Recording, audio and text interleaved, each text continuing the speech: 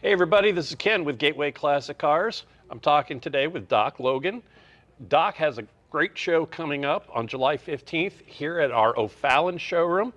And Doc, tell me a little bit about the show. This is a 20th show that's been put on by the 1904 World's Fair Charitable Foundation in conjunction with the St. Louis Ambassadors. Okay. This goes back to 2004 when we celebrated the 100th anniversary of the 1904 World's Fair, for which Forest Park was built originally, and our show started there at the pavilion in 2004. Well, we're excited that you're choosing to have the show here this year. Tell us about some of the things that we've got lined up for the show. Actually, this is a show following the COVID, so everything has kind of been on hold for a few years, and now what we're going to do is bring as many people as we can to this venue. Sal and I have been good friends at Gateway Classic Cars since 1999, the very beginning, so it's appropriate that we have this here. This will be like our 20th anniversary show, or 20th annual, however you want to call it. And we're going to raise money. Hopefully we'll have enough money to send some kids to give them some scholarships, small scholarships. We haven't been able to raise enough money to send anybody to a major university, but we do work with young kids who need some assistance, and youth mainly, and literacy programs, things of that nature. And that's why we named it the Racing to Read Charitable Foundation. Racing to Read is actually something that came up from a study that we had with some of the universities and colleges here in St. Louis to get minorities, especially African American minorities, interested in auto racing. So hence the Racing to Read Charitable Foundation. Well, you have made huge strides in the community and been a pioneer in many events. We're going to have a special feature vehicle at this show. Tell me about the vehicle that we're going to be showcasing of yours. Okay, we're going to have the first African American owned Indy car from the Indy Car team, which we started back in 2000, which is our 23rd anniversary of that car. And that car has been featured at Gateway Classic Cars for a number of years, and it will be I guess you would say the showpiece, if you will. Now this car is going to be presented as raced. It's not a pristine show car. We didn't go through and refurbish it and bring it back to its original condition when it was manufactured, but we brought it, we're leaving it in the condition it was in when we raced it. I have seen it, and I love the fact that it tells the story. Tell me a little bit about what got you into racing to begin with.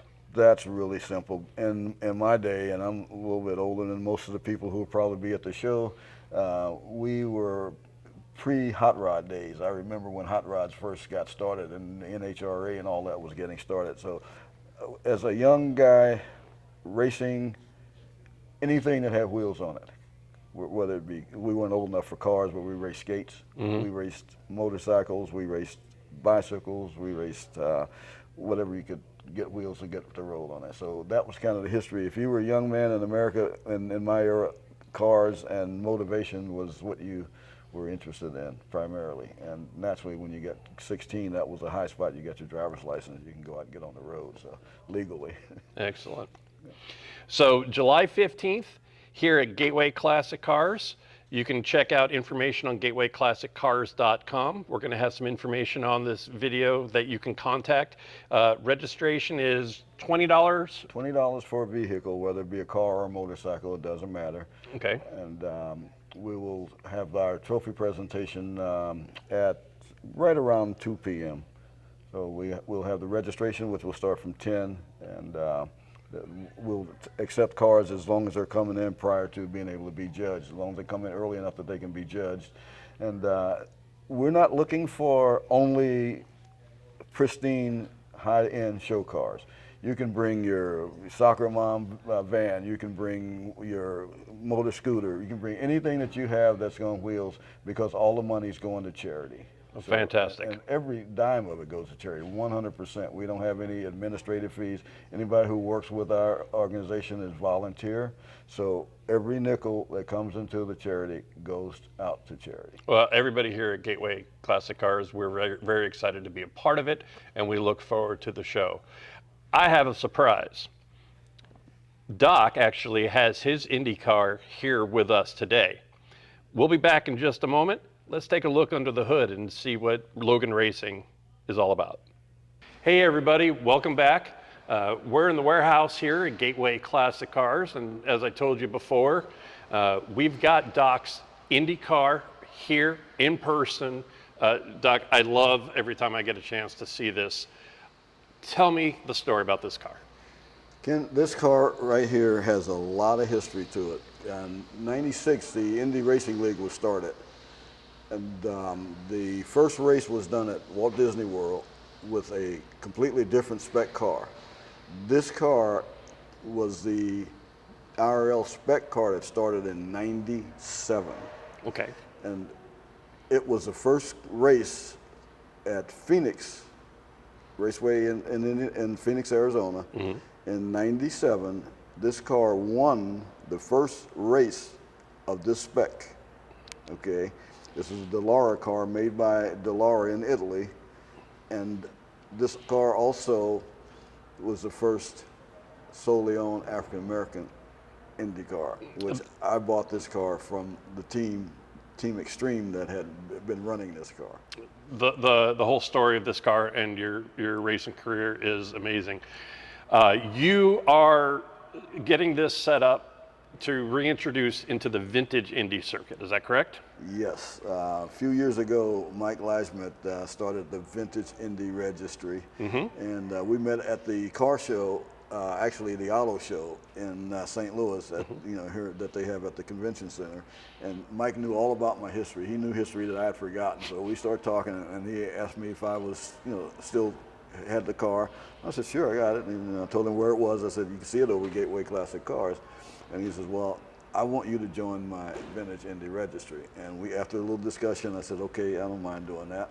But the car was, in that time, it was only a show condition. It did not have an engine in it, because we took the original engine that was in the car out years and years and years ago, and it got away. But when he talked about the Vintage Indy Registry, he says, well, what we'll do is the owners will drive their cars at various events that we do in conjunction with the Indy cars and other series. So I said, yeah, that sounds great. From there, we started putting an engine in it, because I did not have an Aurora engine, which is what originally was raced in this car back in its racing history days. So what I decided to do was to take the engine that I had in my first Silver Crown car, wow. United States Auto Club. I was also the first African American, Black American to own a car in the United States Auto Club Silver Crown division. Amazing. And that engine was built in '93. Okay, so I had that engine as a sponsor for one of my friends who raced in another series. I let him run that engine. We refreshed the engine, and it was sitting in the garage. So when I decided to do this, I said, okay, I was thinking about what I was going to use for an engine, and my mind says, well, wait, you got a fresh engine sitting in the garage. It's 350. So we had to modify this car extensively in order to get that engine to fit into it. And we're finishing that.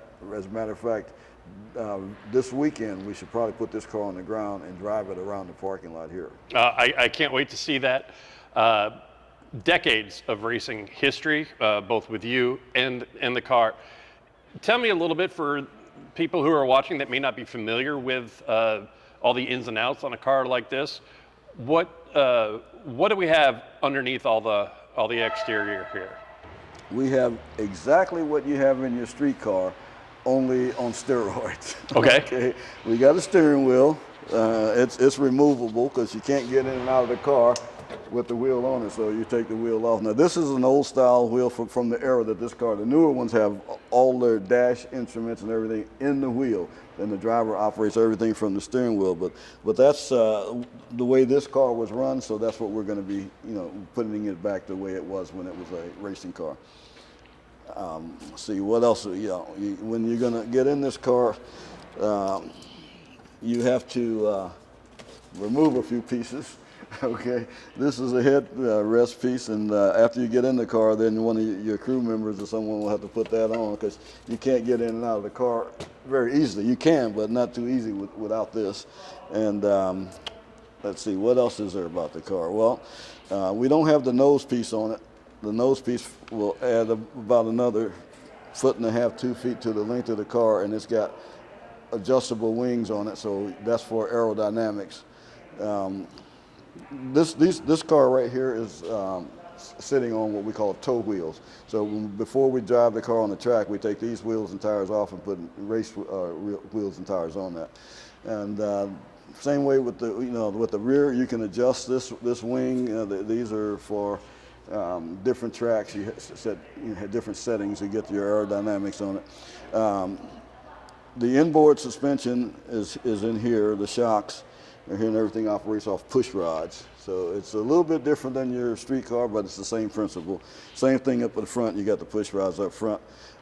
These are mid-engine cars, so the driver sits in front of the engine. So the engine sits under this cover right here, and that's the rear end back there, and you can actually change the gears from the transmission. Just pull the whole gear set out and swap gears, or change ratios, so forth and so on. So what's the fastest that this car has been clocked at? I can't say exactly, but I can give you a general ballpark. These cars, when they were running in its era now, this is an early IRL Indy car, they would probably, at the speedway, which is Indianapolis, was a 2.5 mile track, this car would probably get up close to 200 and maybe 30 miles an hour on the straightaway. And it would do an average lap around that 2.5 mile track at a speed of probably somewhere around 220 to 223 miles an hour, somewhere in that area. Well, I appreciate you taking some time showing me all the ins and outs. For anybody who has any questions about the show, again, we're going to be putting some information up there. July 15th, Doc Logan. We're having a car show here at Gateway Classic Cars in O'Fallon, Illinois. All the registration and all the revenue that's received is going to be going to help his charity. And Doc, I really appreciate you coming down and spending some time with me again. Thanks, Ken. Appreciate it. Always fun to be at Gateway Classic Cars. Thanks for tuning in. We'll see you at the show.